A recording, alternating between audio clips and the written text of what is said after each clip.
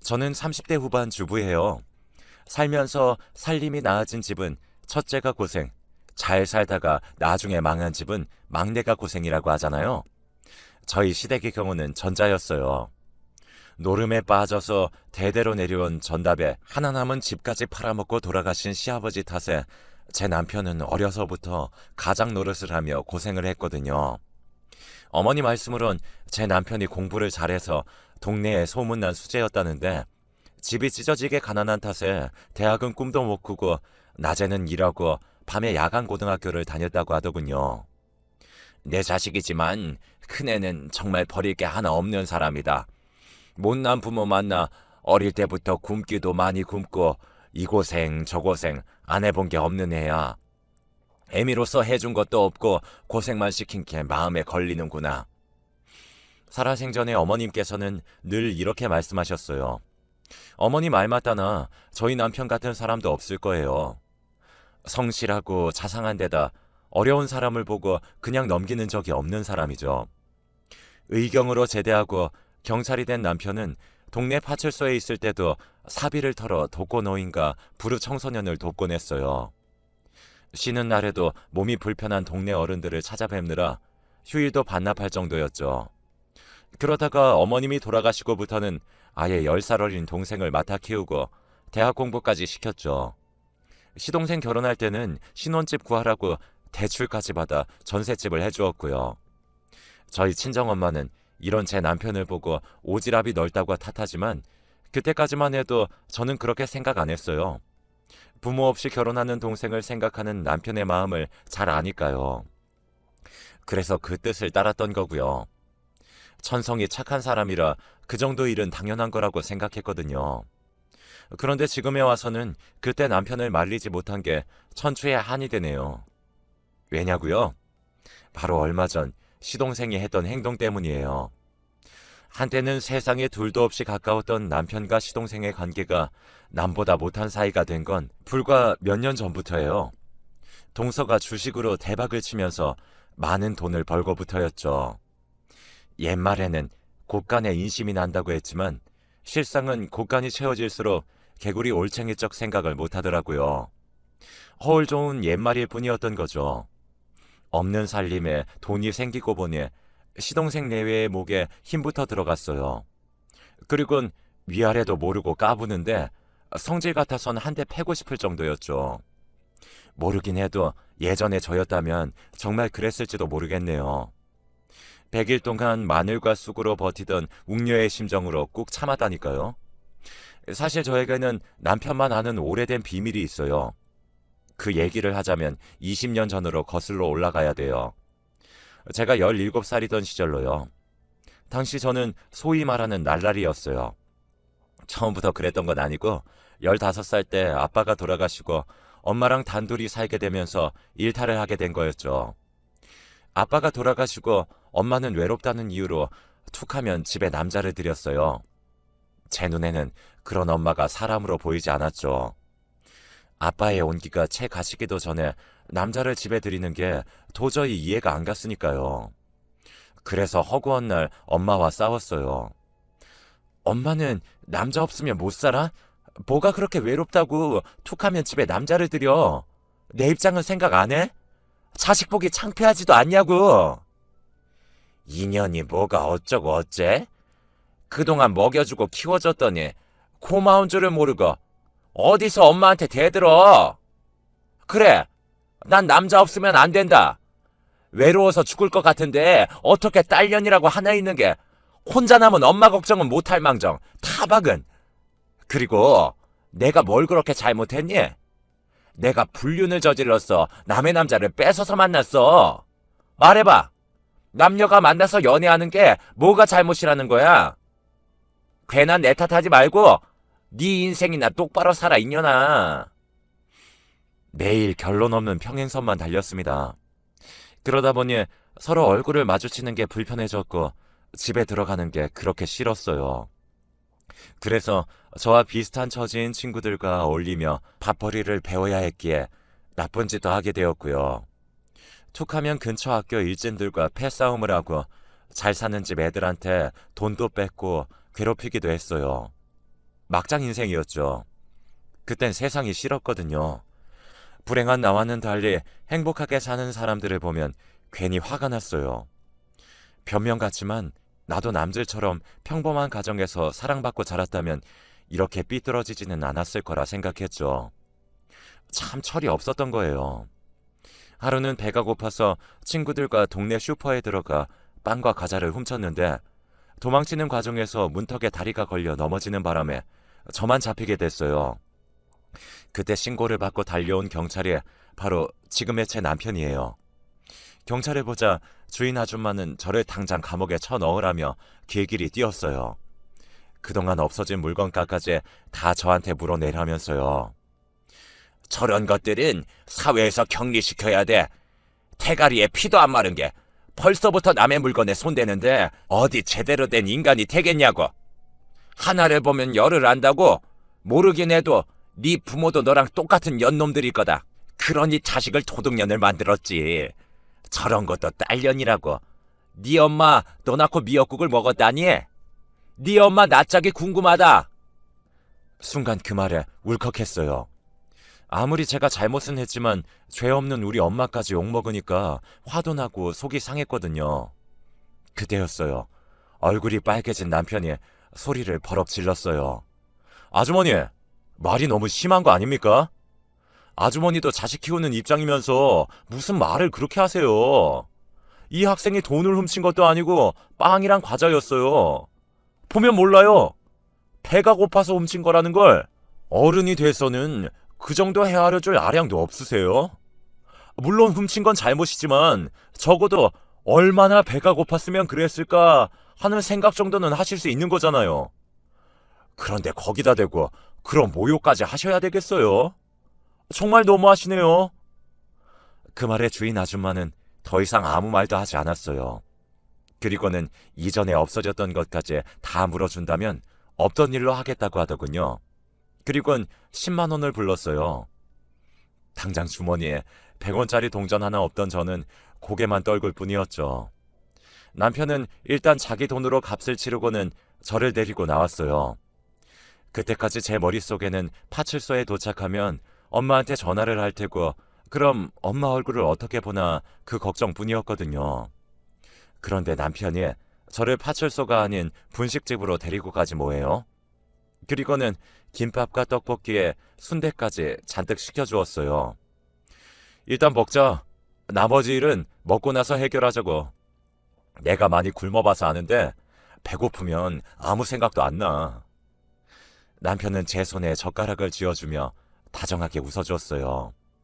슈퍼에서 봤을 때 몰랐는데 가까이서 보니 저랑 나이 차이도 얼마 안 나는 젊은 오빠더라고요. 그런데도 행동은 나이 든 어른들보다 더 어른 같았더라니까요. 저희 엄마나 슈퍼 아줌마보다 더요. 딱히 사건 접수된 것도 아니고 슈퍼 주인 아줌마가 돈도 다 돌려받아서 더는 문제 삼지 않겠다고 한 덕분에 저는 파출소 소장님한테 훈계를 듣는 걸로 그날의 사건은 일단락 되었어요.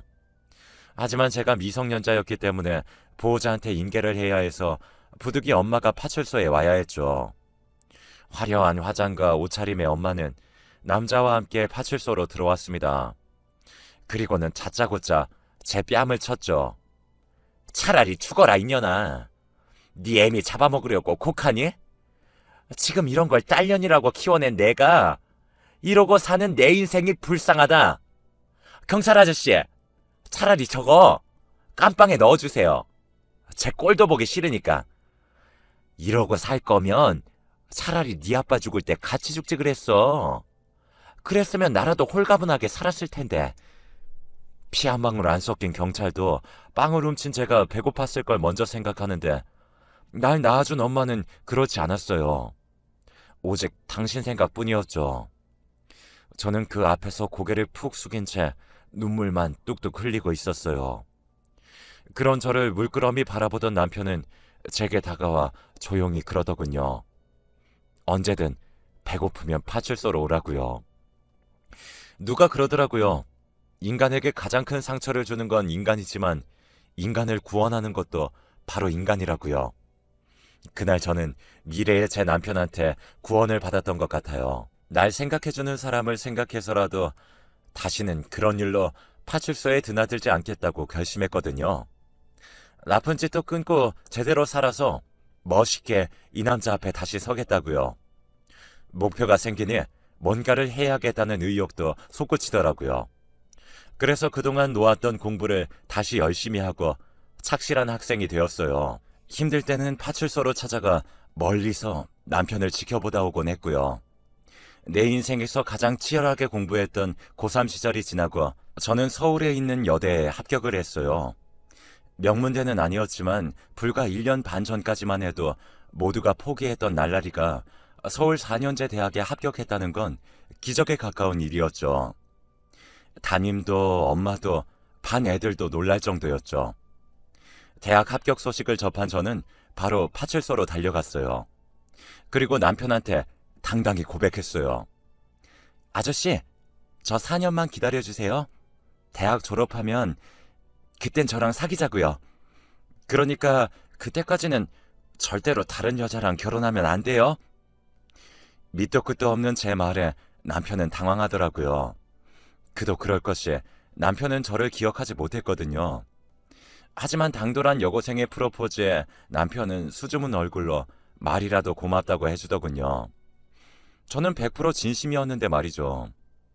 제가 창피한 것도 불구하고 몇 년 전 근처 슈퍼에서 빵 훔치다 걸린 애라고 제 과거를 설명하자 한참 뒤에야 남편과 파출소 사람들은 저를 알아보고는 대학 입학을 축하해 주었어요. 그날 이후 저는 종종 파출소에 들려 내 남자가 잘 지내나 확인을 하곤 했어요.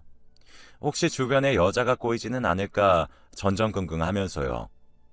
어느새 파출소 사람들은 그런 저를 재수씨라고 불러주었고요. 그럴 때마다 남편은 귀까지 빨개져서는 도망을 쳤지만요.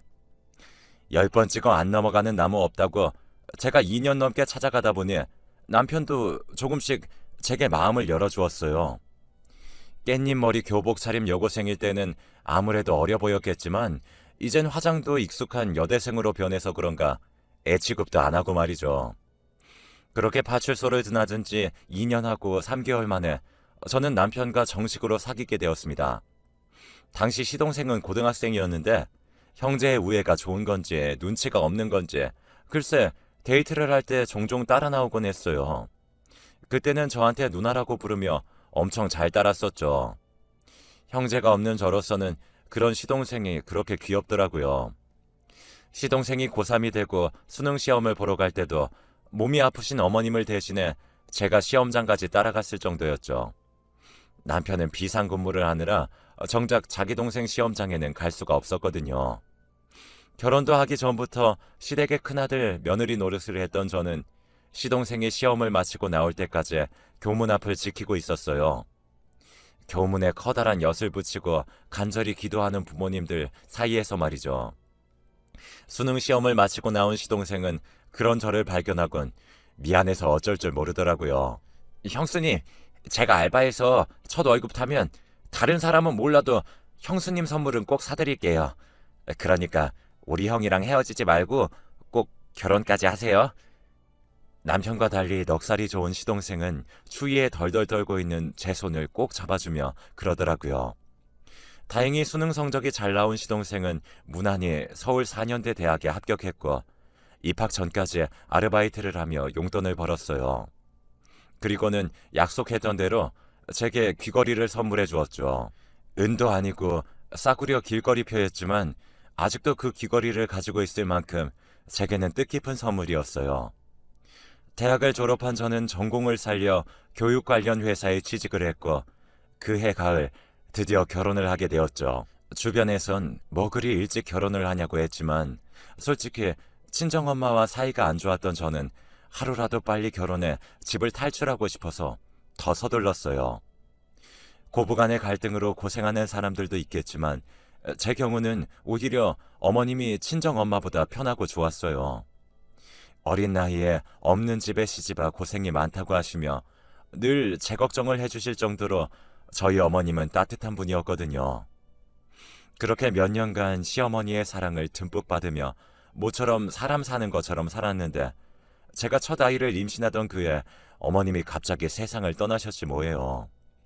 막상 돌아가시고 나니까 그간 맞벌이 한다는 핑계로 어머님께 밥이며 빨래까지 맡겨놨던 게 그렇게 죄송할 수가 없더라고요.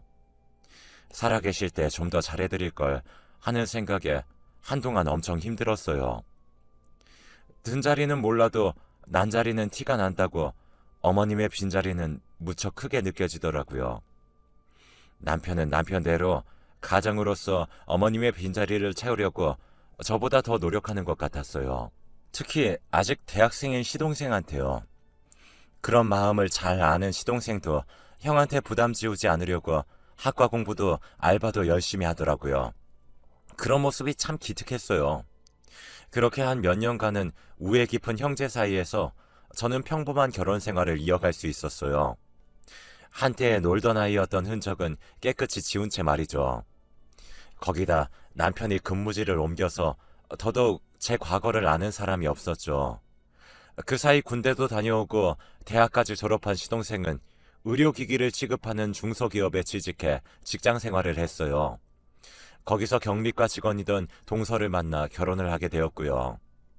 둘 다 사회생활을 막 시작한 시점이라 모아놓은 돈도 없었지만 속도 위반을 하는 바람에 서둘러야 했어요. 그래서 시동생 집은 우리가 마련해줘야 했죠. 남편도 그렇지만 저 역시 시동생과는 친형제처럼 살았던지라 그땐 당연한 일이라고 생각했어요. 그래서 오히려 제가 나서서 은행 대출을 알아봤었죠. 동서 친정도 형편이 좋지 않아서 결혼 준비도 저희 집에서 거의 도맡아 해주었습니다. 동서가 출산할 때도 마찬가지였고요. 그래도 그땐 아깝다는 생각은 전혀 없었어요. 그러다 3년 전쯤인가? 한창 주식 붐이 불었을 때 동서가 적금 탄 돈으로 시동생 몰래 주식에 투자를 했었던가 봐요. 그런데 그게 엄청 대박이 나서 글쎄 아파트 한 채 값을 벌었지 뭐예요. 상황이 그렇다 보니 이후에는 시동생 부부가 둘 다 주식에 맛을 들여 공격적으로 투자를 하기 시작했죠. 그리고는 2년도 안 돼 수십억 자산을 손에 쥐게 된 거예요. 그게 불행의 시작이었죠. 돈이 좀 생기자 시동생과 동서는 둘 다 회사를 그만두고 집에서 본격적으로 주식 투자를 하기 시작했어요. 주식에 빠져본 분들은 아실 거예요. 이게 사람이 할 짓이 아니거든요. 매일 모니터에 그래프를 띄워놓고 모든 생활을 그 앞에서 하더라고요. 장이 마감되면 그제야 잡고 다음날 장이 서면 다시 모니터 앞에서 죽치고 살고 문제는 육아였죠. 아무리 돈도 좋다지만 그래도 자식은 제대로 돌봐야 하는데 둘 다 애는 뒷전이고 주식에만 빠져 살더라고요. 한 번은 김치를 전해주러 집에 갔는데 애가 곰팡이가 핀 빵을 뜯어먹고 있지 뭐예요. 제가 달려들어 빵을 뺏고는 동서를 불렀어요. 동서, 주식 투자도 좋지만 아니 밥은 제대로 챙겨줘야지. 하마터면 곰팡이 빵을 먹을 뻔했잖아. 애 밥은 제대로 먹이고 있는 거야? 그랬더니 글쎄 제품에 안긴 애를 빼앗아가면서 그러지 뭐예요. 형님이 뭔데 나한테 훈계해요? 시어머니도 아니면서 남이사 애한테 빵을 먹이든 밥을 먹이든 신경 끄라고요. 자기가 애가 없으니까 괜히 남의 애한테 엄마 노릇을 하려고 들어. 동서의 말에 순간 눈물이 핑 돌았어요. 사실 저는 몇 년 전에 불임 판정을 받았거든요. 안 그래도 아이 얘기만 나오면 죄인이 되는데 그걸 잘하는 동서가 저의 가장 아픈 부분을 쿡 찌르지 뭐예요. 서운하더라고요. 지금껏 뭘 바라고 자기들한테 잘해준 건 아니지만 그래도 이런 식으로 저에게 비수를 꽂을 줄은 몰랐어요. 그래서 더 말 않고 집으로 돌아왔어요. 그런데 그날 이후 사과 전화도 한 통 없더라고요. 괘씸해서 이후로는 저도 김치고 반찬이고 일절 안 해줬어요. 그런데 시동생네한테 이런 대접을 받은 게 저뿐만이 아니더라고요. 시동생도 저희 남편한테 점점 함부로 굴기 시작한 거예요. 형, 언제까지 경찰이나 하고 살 거야? 고졸 경찰은 승진도 어렵다는데 그냥 이참에 경찰 그만두고 딴 일 찾는 게 낫지 않겠어? 형 나이도 있는데 더 늦으면 이직도 힘들어. 정 일자리 없으면 내가 한번 자리 알아봐 줄까? 돈 좀 있다고 거들먹거리며 자기 형한테 하는 꼴이 어찌나 꼴사납던지 정말 주먹이 부르르 떨리더라고요. 그래서 제가 나서서 한마디 했죠. 도련님, 형한테 그게 무슨 말이에요? 경찰이 뭐 어때서요? 지금껏 이이가 경찰에서 번 돈으로 도련님 대학도 보내고 장가도 보냈어요. 받을 때는 말 없더니 돈 좀 번다고 형 무시하는 거예요. 뭐예요? 한 번만 더 이이 앞에서 그딴 소리 하면 저 정말 가만 안 있어요. 형수, 여기서 그 얘기가 왜 나와요? 등록금이랑 전셋집 해준 거 돌려달라 그 뜻이에요? 참 치사하게. 알았어요. 그깟 또 얼마나 한다고? 내가 2배, 아니 3배 쳐서 드릴게요. 그럼 됐죠? 더러워서 정말. 시동생은 오히려 자기가 더 화를 내고는 밥을 먹다 말고 집으로 돌아갔어요. 아, 내 친동생 같았으면 당장 멱살을 잡아서 내동댕이 쳤을 텐데 시동생이라 그러지 못한 게 억울해서 한숨만 푹 쉬고 있었는데 남편이 조용히 수저를 놓고 일어났어요. 그리고는 안방으로 들어가더군요.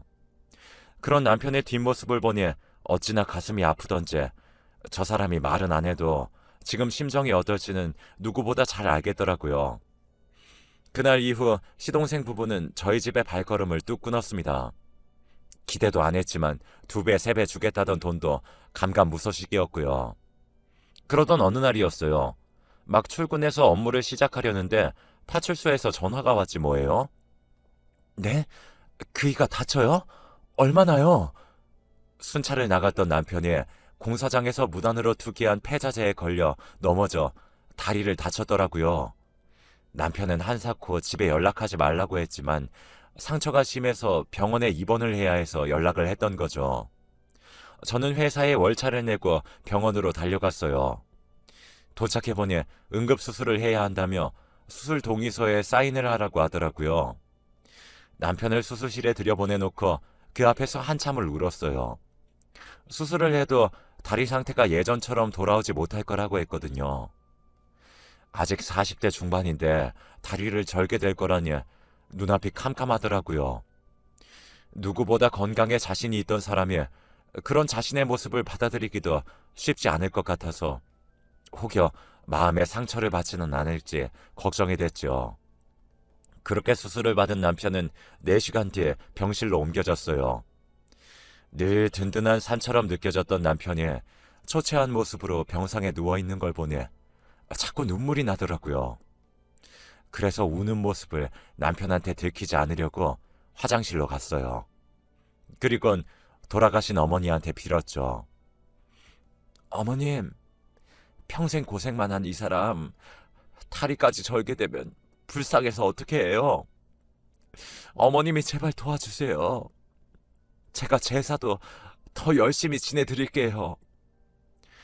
그런다고 될 일은 아니었지만 그래도 저로서는 믿을 구석이 없어서 한참을 속으로 기도를 했어요. 병실에 돌아와 보니 수술을 집도했던 의사 선생님이 와 계시더라고요.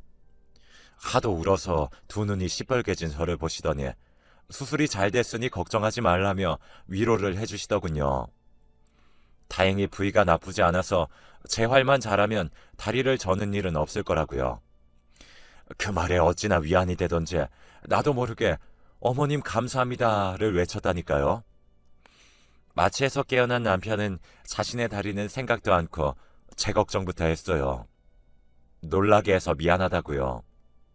뭐가 미안해? 다친 당신이 왜 미안해? 거기에 폐자재를 버린 놈들이 미안해야지. 내가 당신 태엄만 해봐. 그것들 아주 가만히 안 둬. 성질을 버럭 내는 저를 보고는 그제야 남편이 빙그레 웃더군요. 수술은 잘 됐지만 재활을 해야 해서 남편은 당분간 집에서 쉬어야 했어요. 그렇게 한 달이 지난 어느 날이었습니다. 퇴근해보니 시동생 내외가 집에 와 있더라고요. 형이 다쳤다고 연락을 해도 병원을 들여다보지도 않더니 그래도 걱정은 됐는지 집으로 찾아왔나 했어요. 그런데 남편과 뭔가 얘기를 나누다가 제가 들어오니 얼른 입을 닫더라고요. 내외가 제 눈치만 슬슬 살피는 게 낌새가 하도 수상해서 일부러 남편 옆에 가서 앉았어요. 무슨 얘긴데 내가 오니까 딱 그쳐요? 여보, 무슨 얘기했어? 그러자 남편은 착잡한 표정으로 제 눈을 피해 고개를 돌리더군요. 그때였어요. 동서가 그러더라고요. 이렇게 된 거 숨길 거 있나요? 따지고 보면 아주버님한테도 좋은 제안인데 다리도 다치셔서 전처럼 경찰 일하기 힘들 거 아니에요. 게다가 요즘 세상이 좀 흉흉해요. 칼에 총까지 든 범인을 잡으러 다니다 혹시 큰일이라도 당하면 어떻게 해요? 다리까지 성치 않은데. 게다가 사람들이 경찰이라고 하면 어디 대접이나 해주나요? 짭새니 뭐니 놀리기 일쑤지. 그러니까 이참에 경찰 그만두세요. 저희가 아주버님 모실게요. 순간 귀를 의심했어요. 경찰을 그만두라는 건 그렇다 쳐도 왜 자기들이 내 남편을 모신다는 건지 이해가 안 갔거든요. 그런데 들어보니 일자리를 준다는 얘기더라고요. 얼마 전에 시동생이 컨설팅 회사를 차렸는데 거기 와서 일하라고요. 그때였죠. 묵묵히 듣고 있던 남편이 동서 말을 끊고는 자기는 그럴 생각이 없다고 거절을 하더라고요. 평소라면 상대방 얘기를 다 듣고 자기 얘기를 하는 사람이 왜 이러나 싶었죠. 그런데 동서 얘기를 더 듣고 보니 남편이 왜 그랬는지 알겠더라고요. 왜요? 동서 기사라서 그래요? 말이 운전기사지. 따지고 보면 그건 수행비서나 마찬가지인데. 게다가 이 사람이 자기 형인데 월급도 좀 톡톡히 해주겠어요. 솔직히 우리가 사람 구하자면 얼마든지 구해요. 그래도 아주버님한테 맡기려는 건 그간 우리한테 해준 것도 있고 다리까지 그렇게 된 마당에 온전히 경찰 일을 할까 싶어 그런 거라고요. 그래, 그 다리로 어디 취직도 못해. 다 생각해서 하는 말인데 그걸 무자르듯 자르냐? 자격지심이야 뭐야? 듣자니 이것들이 글쎄 제 남편한테 시동생 운전기사를 하라지 뭐예요? 순간 그간 참았던 화가 머리끝까지 오르면서 그간 잊고 살았던 날라리 본능이 제대로 터져나왔어요. 뭐가 어쩌고 어째? 이 미친 것들이 어디서 대먹지 않은 소리 씹으려? 뭐? 그 다리로 어디 취직도 못해? 찢어진 주둥아리라고 어디서 함부로 나불거려 대먹지 않게. 니들 둘 오늘 대가리가 엉덩이에 인사 좀 해볼래? 니들 눈깔 빼서 저글링 한번 해줘. 가짜는 무말랭이 같은 것들이 어디 감히 내 남편한테 지 기사를 하래? 한번 터져나온 왕년의 욕짓거리들을 날 것 그대로 시동생 내외의 얼굴에 뿜어줬어요. 이런 저의 모습을 처음 본 세 사람은 아무 말도 못한 채 입만 떡 벌리고 굳어버렸죠. 한때 제가 날라리였다는 사실을 아는 남편도 놀라긴 마찬가지였어요. 그렇겠죠. 그동안 조심조심하며 살았으니까요. 하지만 이날은 도저히 못 참겠더라고요. 이것들 다시는 안 보는 한이 있어도 버르장머리를 제대로 고쳐놔야겠다 생각했거든요. 니들이 언제부터 돈 좀 굴리고 살았다고 시건방을 떠는 건데 월세방 하나 구할 돈도 없어서 지형 앞세워 은행 대출 받아간 것들이 너 이자라도 한번 내고 이러냐? 말로는 그간 가져간 돈 2배, 3배 쳐준다더니 왜 소식이 없어? 그런 주제에 어디서 지금 누구한테 시다바리 노릇을 하래? 되먹지 않은 개벽다기 같은 새끼들 같으니라고. 눈 까라 이 새끼야. 마이 포크로 확 뽑아버리기 전에. 그리고 너 터진 입이라고 함부로 떠드는데 내 남편이 네 친구야? 띠동갑도 넘는 아주머님한테 어디 건방지게 반말을 해. 나이를 똥으로 처먹었냐? 어따 대고 반말을 해. 쳐 죽을라고. 좋은 말 할 때 잘 들어라. 오늘 밤까지 네 학비에 신혼집 대출금, 은행 이자까지 쳐서 싹 다 보내. 동사가 경리 출신이니까 돈 계산은 잘하리라 믿지만 혹여라도 계산 틀리면 내가 10원마다 강냉이 하나씩 털어줄 테니까 한 치의 오차도 없이 확실히 해. 알았어? 성질이 잔뜩 난 저는 시동네 내외를 집에서 내쫓고는 문을 걸어 잠갔어요. 그리고 몇 시간 뒤에 남편 계좌로 목돈이 들어왔더라고요. 사실 이게 은행 이자를 제대로 친 건지 어떤 건지 잘 모르겠더라고요. 애초에 돌려받을 생각도 안 왔던 돈이니까요. 그래서 그냥 덮으려고 했는데 남편이 껄껄대며 그러더라고요. 지금껏 자신이 저를 보호하고 산다고 생각했는데 오늘 보니 제가 자신의 보호자였다고 말이에요. 누가 보호자면 어때요? 살맛대고 사는 동안 서로 위하고 살면 되죠. 3개월간의 재활을 마친 남편은 다시 업무에 복귀했어요. 남편 말로는 아직 완쾌는 아니지만 몇 달 뒤엔 전처럼 날아다닐 수 있을 것 같다네요. 그리고 그날 이후 남편은 제가 화가 나서 얼굴이 붉어지면 제 입부터 틀어막는 버릇이 생겼어요.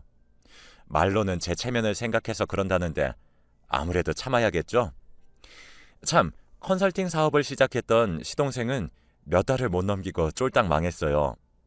가지고 있던 주식이 폭락해 적자인 회사를 운영해 나갈 자금이 부족해서 그랬다더군요. 화무 11홍이라고 부귀와 권세가 영원하지 않다는 건 몰랐던 거죠.